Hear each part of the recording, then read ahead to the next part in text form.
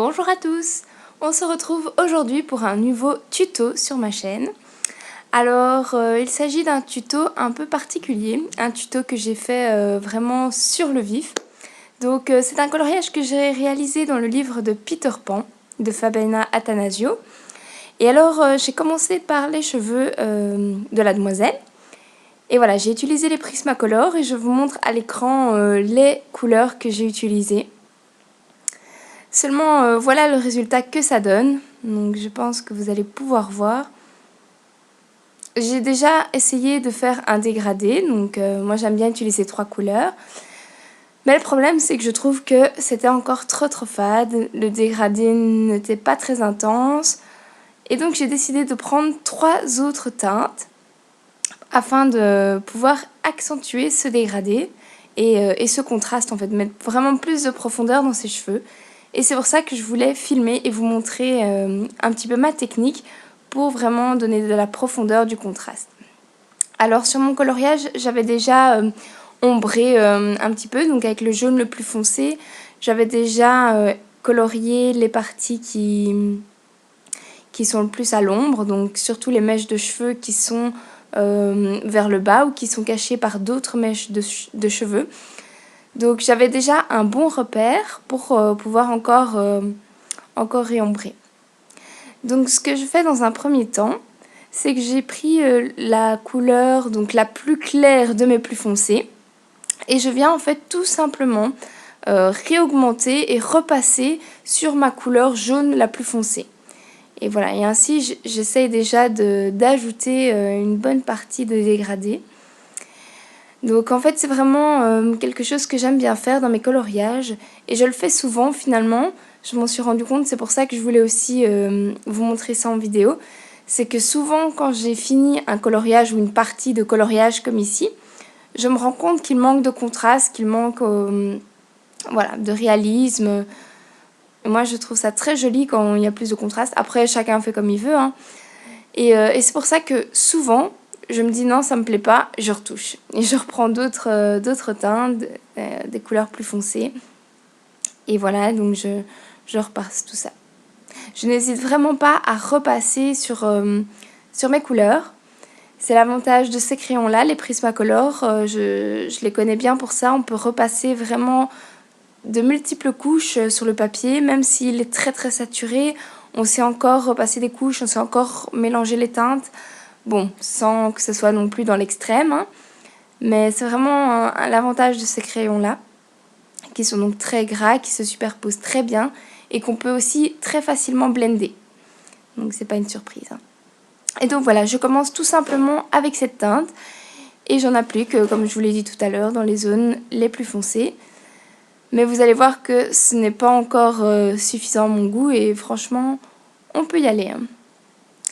Le risque après, moi j'avais peur de... Comment dire? J'avais peur en fait que la couleur de ses cheveux change. Parce que moi je voulais que ce soit une petite fille blonde. Mais j'avais peur aussi qu'en utilisant du brun, du noir, ici on a un genre de beige foncé. J'avais peur justement qu'elle ne soit plus vraiment blonde. Mais vous allez voir à la fin que si, on voit bien qu'elle est encore blonde. Et moi c'était le résultat que je voulais. Alors il y a les parties comme ça des cheveux qui sont vraiment très à l'arrière. Là il faut vraiment pas hésiter.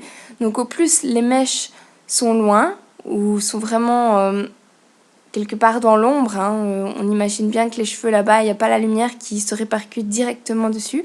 Au plus ça va être foncé. Et donc il faut vraiment pas hésiter à bien appliquer de la couleur.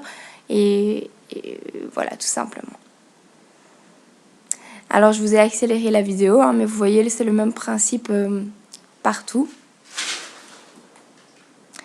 Alors ici j'avais utilisé je crois même une couleur un peu bronze. Enfin vous pouvez le retrouver, hein. Si jamais je vais essayer de vous mettre les couleurs des crayons dans la barre d'infos. Vous savez que moi la barre d'infos j'aime pas du tout la travailler. Donc je mets vraiment le strict minimum dans la barre d'infos. C'est pas quelque chose que j'aime bien faire, donc je vais pas me prendre la tête. Maintenant, quand il y a des infos comme ça à vous donner, là il n'y a pas de souci. De manière très brève, je vous noterai, je vous note les teintes des crayons. Je vous mets les liens quand quand je me suis inspirée de l'une ou l'autre vidéo. Mais c'est vrai que mes barres d'infos ne sont pas travaillées et moi ça ne me dérange pas, c'est pas quelque chose que j'aime faire. Donc voilà, ça reste un loisir. Comme ça vous savez, hein, vous n'êtes pas surpris.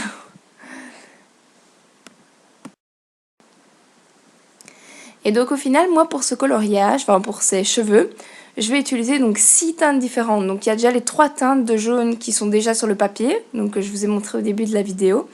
Et maintenant je rajoute donc 3 nouvelles teintes plus foncées. Et à mon avis c'est ça mon problème, c'est que je n'arrive pas dès le départ, dès le début d'un coloriage, je n'arrive pas à me projeter avec 6 couleurs, enfin 6 teintes. Et c'est pour ça que souvent je le fais en 2 parties on va dire, donc 3 et 3. Je pense que c'est un petit peu mon souci, il faut que je travaille là-dessus. Mais bon, après, ça me dérange pas de repasser.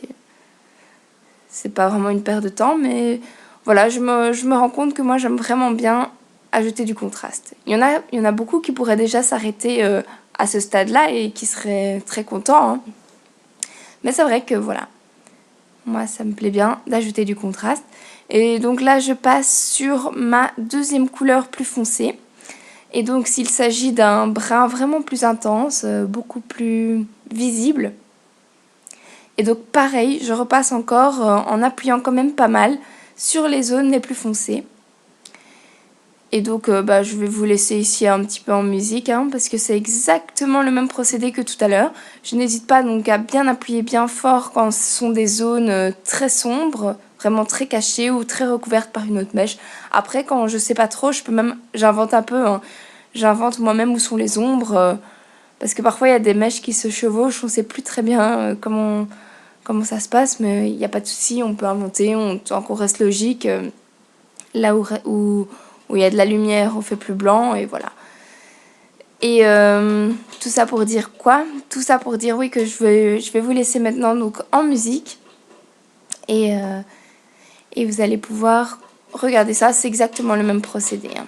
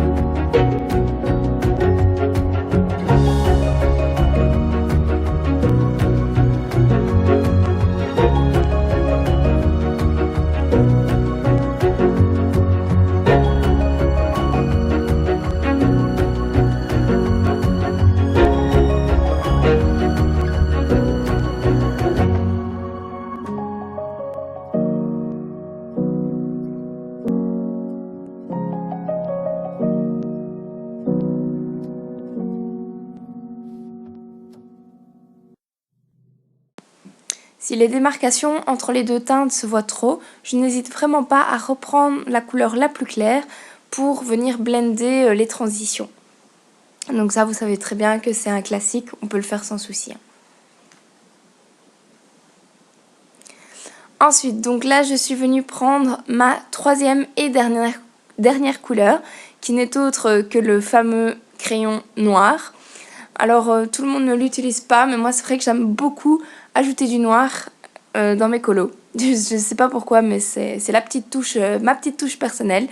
Mais alors je l'utilise quand même avec parcimonie et je n'en mets pas partout. J'en mets vraiment sur les zones qui sont, selon moi, très très ombrées, qui sont dans le noir, forcément.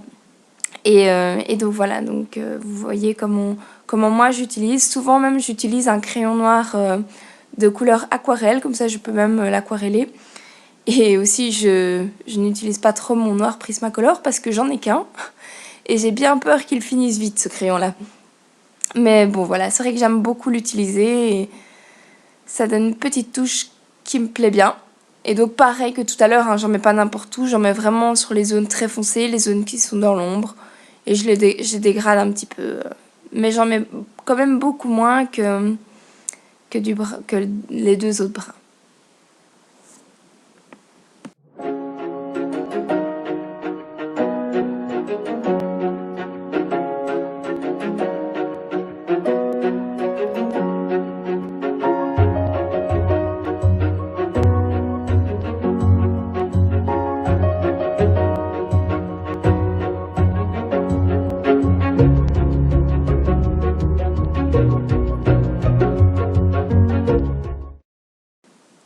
Et donc voici le résultat final. J'espère qu'il vous plaît autant qu'à moi. En tout cas, je me suis vraiment éclatée à le faire et j'ai bien aimé vous partager ces petites astuces, ma manière de faire avec vous. Je vous remercie d'avoir regardé cette vidéo et je vous dis à très bientôt. Ciao ciao tout le monde!